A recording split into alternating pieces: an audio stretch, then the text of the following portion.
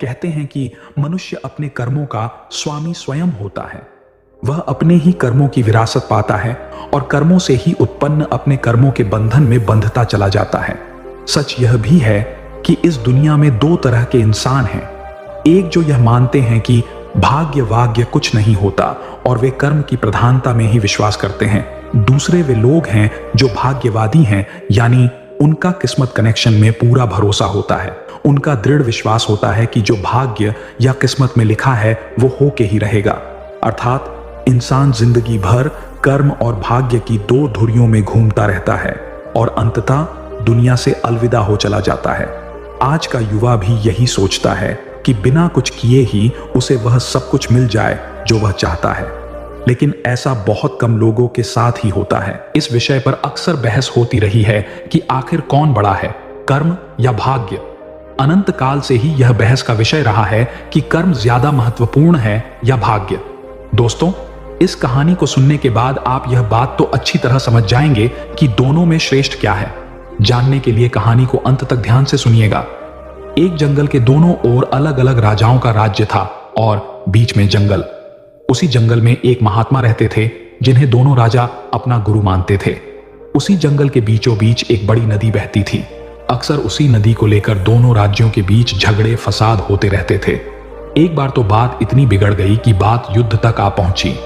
कोई भी राजा सुलह को तैयार नहीं था, सो युद्ध तो निश्चय ही था। दोनों राजाओं ने युद्ध से पहले महात्मा का आशीर्वाद लेने की सोची और पहुंच गए जंगल की उस कुटिया में जहां महात्मा रहते थे। पहले एक राजा आया और उसने महात्मा से युद्ध में विजय का आशीर्वाद मांगा। महात्मा ने कुछ देर उस राजा को निहारा और कहा कि राजन, तुम्हारे भाग्य में जीत नहीं दिखती, आगे ईश्वर की मर्जी। यह सुनकर पहला राजा थोड़ा विचलित तो हुआ, फिर उसने सोचा कि यदि हारना ही है तो पूरी ताकत से लड़ेंगे, परंतु यूं ही हार नहीं मानेंगे, और अगर हार भी गए तो हार को भी औरों के लिए उदाहरण बना देंगे, परंतु आसानी से हार नहीं मानेंगे। यह निश्चय कर वह वहां से चला गया। दूसरा राजा भी जीत का आशीर्वाद लेने महात्मा के पास आया, उनके पैर छुए और विजय का आशीर्वाद मांगा। महात्मा ने उसे भी कुछ देर निहारा और कहा कि बेटा, भाग्य तो तुम्हारे साथ ही है। यह सुनकर राजा तो खुशी से भर गया और वापस जाकर निश्चिंत हो गया, जैसे कि उसने युद्ध बिना लड़े ही जीत लिया हो। अंततः युद्ध का दिन आया।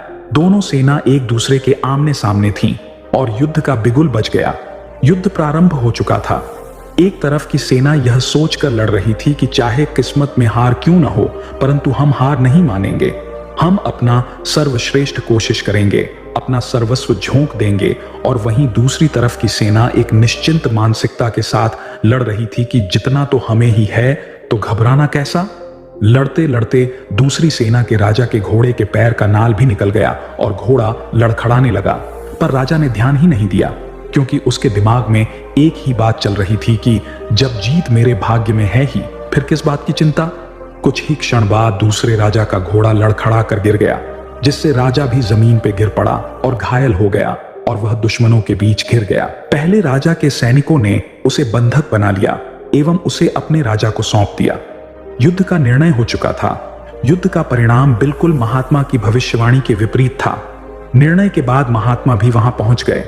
अब दोनों राजाओं को बड़ी जिज्ञासा थी कि आखिर भाग्य का लिखा बदल कैसे गया। दोनों ने महात्मा से प्रश्न किया कि गुरुवर, आखिर ये कैसे संभव हुआ। महात्मा ने मुस्कुराते हुए उत्तर दिया, राजन, भाग्य नहीं बदला, वो बिल्कुल अपनी जगह सही है, पर तुम लोग बदल गए हो। उन्होंने विजेता राजा की ओर इशारा करते हुए कहा कि अब आपको ही देखो राजन, आपने संभावित हार के बारे में सुनकर दिन रात एक कर दिया। सब कुछ भूलकर आप जबरदस्त तैयारी में जुट गए, ये सोचकर कि परिणाम चाहे जो भी हो पर हार नहीं मानूंगा।